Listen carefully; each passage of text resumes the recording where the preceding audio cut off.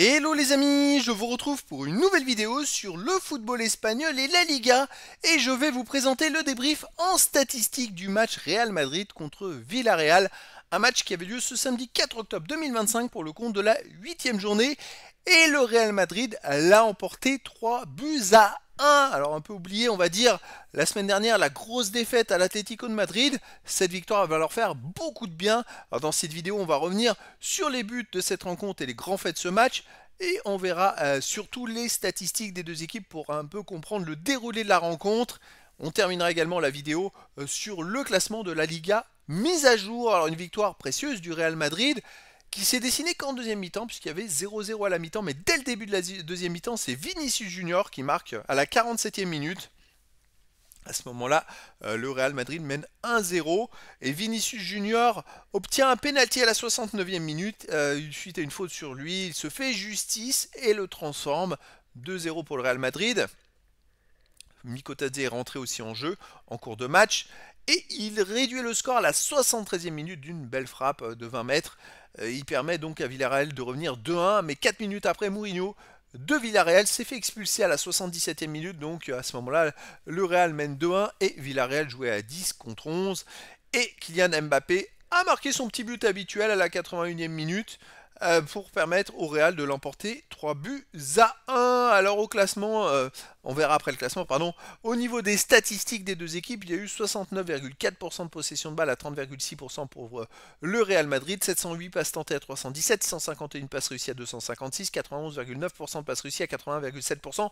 Ça a été quand même une très grosse domination de la part du Real Madrid. Je rappelle que ces deux équipes ont joué dans la semaine en Ligue des Champions. Finalement, le Real était l'équipe. Villarreal était revenu, je crois, à 2-2 dans les arrêts de jeu. Dans son match à domicile, le Real jouait à l'extérieur, avait gagné en marquant 5 buts. Mais voilà, finalement, le Real, c'était peut-être l'équipe la plus fraîche des deux équipes. 19 occasions à 9 pour le Real. 3,56 XG buts attendus à 1,05. Alors, c'est rare des équipes qui dépassent les 3 XG. C'est en même temps pour ça que le Real a marqué 3 buts.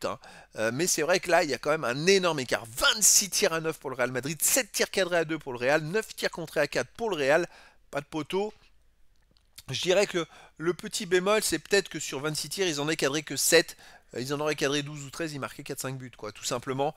C'est vrai que le Real, ils ont une marge monstrueuse face à tous les adversaires, tellement ils se créent d'occasions, alors qu'on a l'impression que des fois que ça ronronne, mais non, pas vraiment dans les stats, c'est pas du tout ça.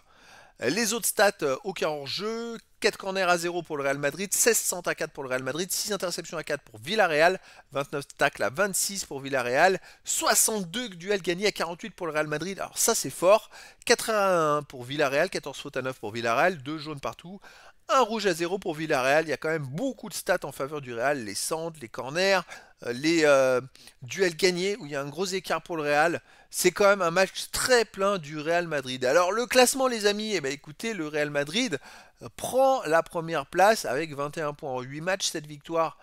Aucun nul, une défaite, 19 buts marqués, 9 encaissés, plus 10 de différence de but et ils reprennent 2 points d'avance sur Barcelone qui va jouer demain. Donc si Barcelone gagne, c'est Barcelone qui repassera premier.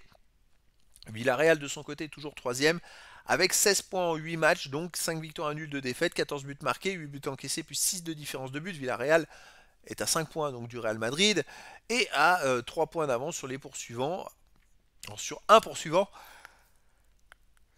c'est-à-dire Elche, puisque Athletic Bilbao a déjà joué et il n'y a que Elche qui a un match de moins, donc Villarreal potentiellement devrait rester peut-être ou troisième ou peut-être passer quatrième, mais resterait dans le haut du classement. Et donc c'était le débrief en statistique du match Real Madrid contre Villarreal. Un match qui s'est terminé par la belle victoire du Real Madrid, 3 buts à 1. Voilà les amis, je vous dis à très bientôt pour une nouvelle vidéo.